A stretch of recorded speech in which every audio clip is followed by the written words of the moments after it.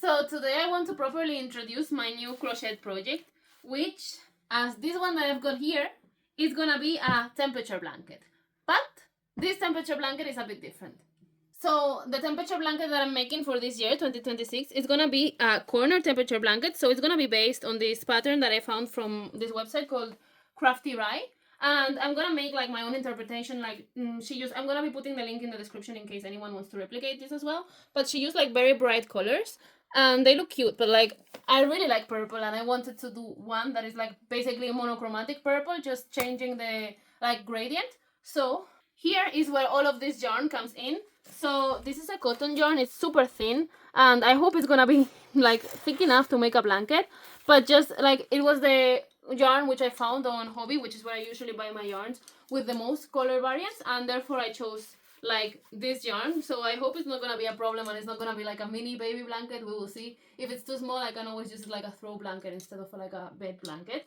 So basically what you want to do with this blanket is to first crochet like a mini granny square, like only one row of granny square, and then you start adding onto it like on two sides of the granny square only, to make your square grow but leave your initial granny square on a corner.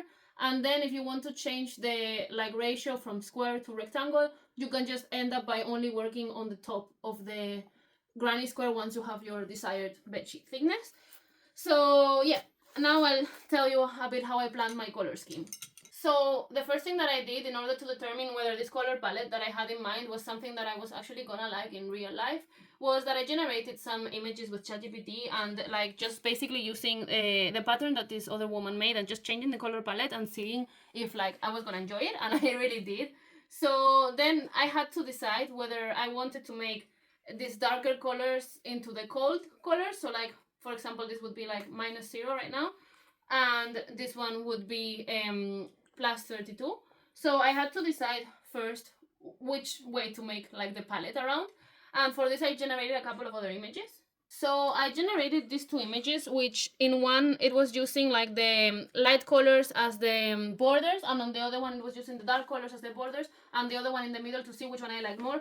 And I definitely liked more the one which had darker colors on the borders and a light color in the middle.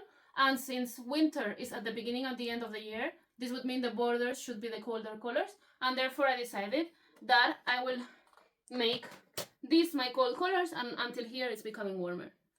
So here I've got my little Excel with the exact colors that I'm using and the temperature ranges that I'm using.